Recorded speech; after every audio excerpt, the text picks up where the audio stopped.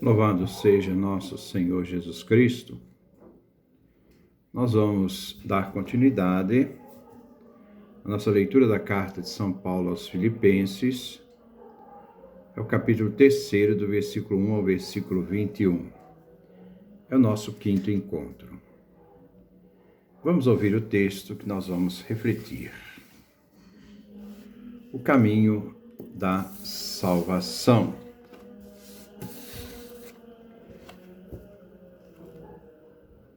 Capítulo 3, versículo 1 ao 21. Quanto ao resto, meus irmãos, fiquem alegres no Senhor. Escrever as mesmas coisas para vocês não é penoso para mim, e é útil para vocês. Cuidado com os cães. Cuidado com os maus operários. Cuidado com os falsos circuncidados.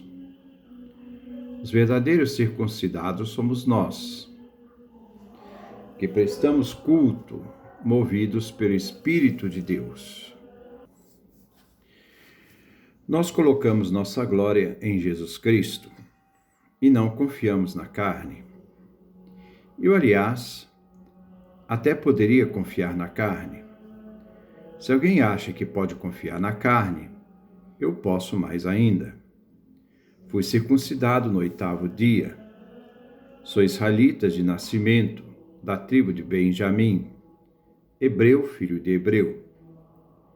Quanto à lei judaica, fariseu quanto ao zelo, perseguidor da igreja. Quanto à justiça, que se alcança pela observância da lei, sem reprovação. Por causa de Cristo, porém, tudo que eu considerava como lucro, agora considero como perda. E mais ainda, considero tudo uma perda diante do bem supremo que é o conhecimento do meu Senhor Jesus Cristo. Por causa dele perdi tudo e considero tudo como lixo, a fim de ganhar Cristo e estar com ele. E isso, não mais mediante uma justiça minha, vinda da lei, mas com a justiça que vem através da fé em Cristo. Aquela justiça que vem de Deus e se apoia sobre a fé. Quero assim conhecer a Cristo, o poder de sua ressurreição e a comunhão em seus sofrimentos, para tornar-me semelhante a ele em sua morte, a fim de alcançar, se possível, a ressurreição dos mortos. Não que eu já tenha conquistado o prêmio, ou que já tenha chegado à perfeição. Apenas continuo correndo para conquistá-lo, porque eu também fui conquistado por Jesus Cristo. Irmãos, não acho que eu já tenha alcançado o prêmio, mas uma coisa eu faço. Esqueço-me do que fica para trás e avanço para o que está na frente. Lanço-me em direção à meta, em vista do prêmio do alto que Deus nos chama a receber em Jesus Cristo. Maturidade cristã. Versículo 15. Portanto, todos nós que somos perfeitos, devemos ter esse sentimento. E se alguma coisa vocês pensam de maneira diferente, Deus os esclarecerá. Entretanto, qualquer que seja o ponto que chegamos, caminhemos na mesma direção. Irmãos, sejam meus imitadores e observem os que vivem de acordo com o modelo que vocês têm de nós. Uma coisa eu já disse muitas vezes e agora repito com lágrimas. Há muitos que são inimigos da cruz de Cristo. O fim deles é a perdição, o Deus deles é o ventre, sua glória está no que é vergonhoso e seus pensamentos em coisas da terra. A nossa cidadania, porém, está lá no céu, de onde esperamos ansiosamente o Senhor Jesus Cristo como Salvador. Ele vai transformar nosso corpo miserável, tornando-o semelhante ao seu corpo glorioso, graças ao poder que ele possui de submeter a si todas as coisas. Este é o nosso texto que nós vamos refletir no dia de hoje. O caminho da salvação. Vou dividir esse versículo em versículo A e B. Versículo 1a. Quanto ao resto, meus irmãos, fiquem alegres no Senhor. Paulo, neste capítulo, quer alertar a comunidade de Filipenses contra os judaizantes. Mas a atenção da comunidade para com eles não deve perder a alegria de viver com o Senhor. Os cristãos devem festejar partilhando a alegria da salvação que eles participam no Cristo Senhor. Versículo 1b. Escrever as mesmas coisas para vocês não é penoso para mim, e é útil para vocês. Paulo aqui aproveita a situação e propõe uma síntese do seu ensinamento. Escrever as mesmas coisas não é difícil para Paulo, onde ele apresenta aos filipenses novamente seu ensino e exemplo. Versículo 2. Cuidado com os cães, cuidado com os falsos operários, cuidado com os falsos circuncidados. Paulo inicia um alerta, estado de vigilância para os filipenses. Primeiro, cuidado com os cães, isto é, os judeus. Os judeus chamavam os pagãos de cães. Agora Paulo inverte, chama os judeus de cães impuros. Cuidado com os falsos operários, trabalhadores, que vão para desarticular com sua pregação o evangelho. São falsos trabalhadores, querem dividir, desarticular a comunidade. Cuidado com os falsos circuncidados, isto é, os judeus, que fazem a circuncisão da carne e não no coração e fé. Versículo 3. Cuidado com os falsos circuncidados, isto é, os judeus, que trazem a circuncisão na carne e não no coração e fé. Versículo 3. Os verdadeiros circuncidados somos nós, que prestamos culto movidos pelo Espírito de Deus. Nós colocamos a nossa glória em Jesus Cristo e não confiamos na carne. Paulo argumenta que os verdadeiros circuncidados não são os judeus, mas os cristãos. A verdadeira circuncisão é daqueles que prestam culto movidos pelo Espírito Santo de Deus. Pois a verdadeira circuncisão está na fé em Cristo Jesus, onde o cristão encontra sua glória, realização plena. Não é uma circuncisão na carne, pois esta não justifica, pois o que justifica a verdadeira circuncisão é a da fé. Versículo 4. Eu, aliás, até poderia confiar na carne. Se alguém acha que pode confiar na carne, eu posso mais ainda. Paulo dá um testemunho da sua origem judaica. Ele foi circuncidado, mas descobriu que a circuncisão não salva. Mas o que salva é a fé em Cristo. Versículo 15. Fui circuncidado no 8º dia, sou israelita de nascimento, da tribo de Benjamim, hebreu, filho de hebreu, quanto à lei judaica, fariseu. Paulo descreve sua origem e formação. Circuncidado no 8º dia, como fazem todos os judeus, como sinal de pertença ao povo de Deus. Ele é israelita de nascimento, de sangue, e é da tribo de Benjamim. Ele é filho de pai judeu, e quanto à formação, fariseu. Versículo 6. Quanto ao zelo perseguidor da igreja, quanto à justiça, que alcança pela observância da lei sem reprovação. Paulo foi um judeu tão zeloso para defender o judaísmo que perseguiu ferozmente a igreja, o cristianismo. Ele era observante da lei judaica, sem reprovação. Era um fundamentalista na fé judaica, combativo. Versículo 7. Por causa de Cristo, porém, tudo o que eu considerava lucro, agora considero perda. A partir do momento em que ele encontrou Jesus no caminho de Damasco, Tudo que ele considerava importante e fundamental no judaísmo ficou para trás. O que considerava lucro no judaísmo e na prática judaica, ele considera agora como nada, como perda.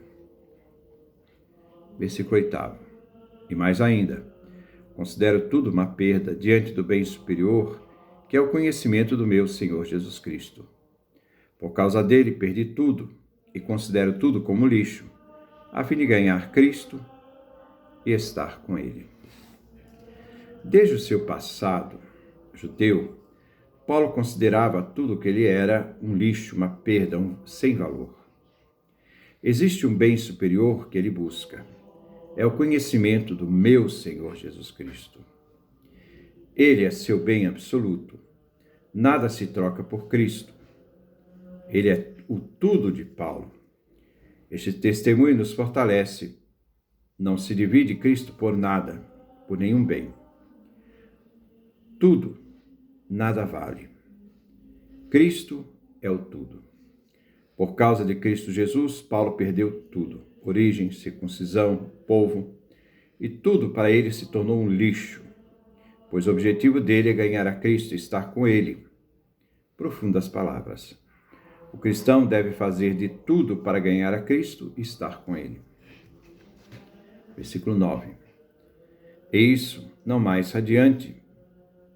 mediante uma justiça minha, vinda da lei, mas com a justiça que vem através da fé em Cristo, aquela justiça que vem de Deus e se apoia sobre a fé.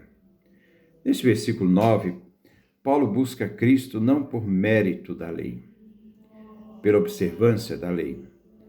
Uma justiça de Paulo sem a graça não vale. A justificação de Paulo vem pela fé em Cristo Jesus, que nos justificou na cruz, destruiu as obras da lei e abriu para nós a justificação pela fé. Essa justificação da fé vem de Deus, que nos deu por meio de Jesus Cristo. Então, essa fé que vem de Deus, que nos deu por meio de Jesus Cristo, uma graça única, insuperável. A base e fundamento da justiça é a fé e não a lei. Versículo 10. Quero assim conhecer a Cristo e poder de sua ressurreição. Versículo 10. Quero assim conhecer a Cristo, o poder de sua ressurreição e a comunhão em seus sofrimentos, para tornar-me semelhante a ele em sua morte. O que Paulo quer vivendo, o mundo da graça divina, é conhecer o Cristo, o seu mistério redentor. Conhecer o poder da sua ressurreição, sua vitória sobre a morte por nós. Conhecer a comunhão unidade de vida, os sofrimentos de Cristo, seja no julgamento e na cruz. E participar desse sofrimento, assemelhando a Jesus na morte, enfrentando a morte por amor de Cristo. Paulo, que encontrou Jesus no caminho de Damasco, tinha tanta fé em Cristo que nem a morte o amedrontava. A certeza da ressurreição norteava a sua vida. Ele enfrentaria qualquer coisa por Cristo. Versículo 11. A fim de alcançar, se possível, a ressurreição dos mortos. É participando dos sofrimentos de Cristo, é estando em comunhão total com Jesus Cristo na sua cruz, que se alcança a ressurreição dos mortos. A resistência da fé, que com Jesus não teme o sofrimento nem a morte. Versículo 12. Não que eu já tenha conquistado o prêmio, ou que já tenha chegado à perfeição. Apenas continuo correndo para conquistá-lo, porque eu também fui conquistado por Jesus Cristo. Paulo aqui usa a imagem do corredor que da competição busca se esforçar para conquistar a vitória, que se exercita para vencer a prova. O apóstolo diz, ele ainda não conquistou a vitória em Cristo, o prêmio, isto é, a eternidade, nem mesmo ainda atingiu a perfeição. Mas o amor a Cristo faz continuar, correndo para a meta final, a fim de conquistar não o prêmio, o louro, mas conquistar a Cristo. E Paulo dá um testemunho que já foi conquistado por Cristo no caminho de Damasco. Versículo 13. Irmãos, não acho que eu já tenha alcançado o prêmio, mas uma coisa eu faço. Esqueço-me do que fica para trás e avanço para o que está para a frente. Paulo dá o seu testemunho pessoal. Ele ainda não alcançou o prêmio final da sua corrida para Cristo. Ele continua correndo, esquecendo o que fica para trás, seu passado judeu, fiel, perseguidor da igreja. O apóstolo, então, neste momento, avança para o que está na frente, a sua meta que é Cristo. Versículo 14. Lanço-me em direção à meta em vista do prêmio do alto que Deus nos chama a receber em Jesus Cristo. Paulo quer relatar que ele tem um programa de vida que ele realiza ao longo de sua vida como uma prova do atletismo, desde o chamado de Cristo no caminho de Damasco, que é a largada, até chegar ao destino final, o prêmio do alto que Deus chama, sua vocação, a receber em Cristo Jesus. A maturidade cristã. Versículo 15. Portanto, todos nós que somos perfeitos devemos ter sentimento. Versículo 15. Portanto, todos nós que somos perfeitos devemos ter esse sentimento. E se alguma coisa vocês pensam de maneira diferente, Deus os esclarecerá. Aqui se trata de uma ironia paulina. Aqueles que se imaginam perfeitos deveriam meditar que o caráter peregrino da existência cristã é, de fato, um assunto sério. Ter a sobriedade de pensar diante da caminhada em Cristo. A vida do cristão coloca em pauta para a humanidade a caducidade deste mundo. Um mundo efêmero, passageiro.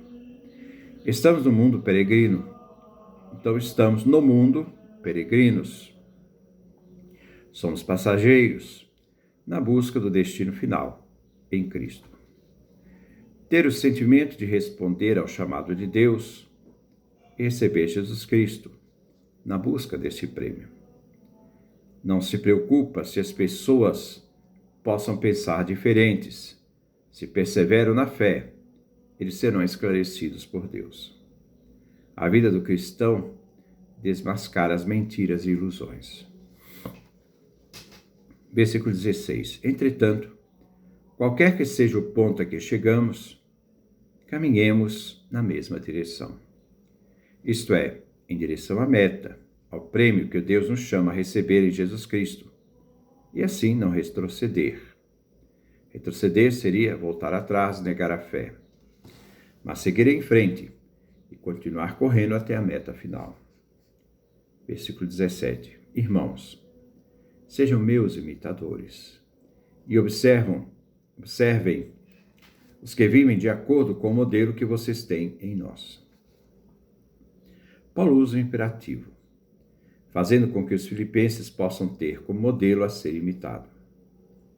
E outro imperativo, observem todos aqueles que vivem o modelo de Paulo pelo seu zelo pelo Evangelho. Os filipenses têm Paulo, e naqueles que imitam Paulo, em sua vida, um caminho a seguir. O apóstolo se coloca como modelo. Paulo não é modelo por si mesmo, mas ele é um modelo intermediário de Cristo. Modelo deve se transformar em palavra proclamada, vivente da palavra, testemunho. E todos aqueles que resolveram viver a pregação de Cristo e imitar o apóstolo, devem ser modelo para os outros. Podemos dizer que se tornam uma edificação mútua, onde um se orienta para o outro. Versículo 18. Uma coisa eu já disse muitas vezes, e agora repito com lágrimas. Há muitos que são inimigos da cruz de Cristo. Paulo afirma que existem os imitadores de Paulo que é imitador de Cristo. Mas existem os inimigos da cruz de Cristo. Porque esses inimigos, ao pregar a circuncisão, negam a eficácia do sacrifício de Cristo na cruz. Pois, acentuando a salvação, atrelada à observância à lei e à circuncisão, negam a graça justificadora realizada por Cristo na sua paixão, morte e ressurreição, e sua eficácia redentora. A esses judeus, Paulo afirma com lágrimas: são inimigos da cruz de Cristo. Versículo 19. O fim deles é a perdição, o Deus deles é o ventre, sua glória está no que é vergonhoso, seus pensamentos estão nas coisas da terra. O ventre, as observâncias judaicas alimentares. Livro do Levítico, capítulo 11. O que é vergonhoso, a circuncisão. Os judeus inimigos da cruz de Cristo estão preocupados com a observância da lei, suas questões alimentares, a circuncisão. Assim não pensam nas coisas do alto, mas nas coisas da terra, as coisas vergonhosas. Versículo 20. A nossa cidadania, porém, está no céu, de onde esperamos ansiosamente o Senhor Jesus Cristo como Salvador. Enquanto os judeus pensam nas coisas da terra, o cristão tem os olhos voltados, fitos no Senhor. Os cristãos estão no mundo, mas são cidadãos do céu, do alto. É de lá que os cristãos esperam ansiosamente a vinda do Senhor Jesus como Salvador, que virá na sua glória para julgar vivos e mortos. O cristão pertence ao Senhor. Sua pátria definitiva é o reino de Deus. Versículo 21. Ele vai transformar o nosso corpo miserável, tornando-o semelhante ao seu corpo glorioso, graças ao poder que ele possui de submeter a si todas as coisas. O Senhor Jesus Cristo, nosso Salvador, que virá em sua glória, vai transformar o corpo mortal e miserável que temos deste mundo, fazendo do nosso corpo semelhante ao seu corpo glorioso, não mais possível de morte, pois ele tem o poder de realizar essas coisas, de submeter todas as coisas a si. Assim, o corpo ressuscitado de Jesus Cristo, resplandecente da glória de Deus, é a forma que irá transformar nossos corpos mortais.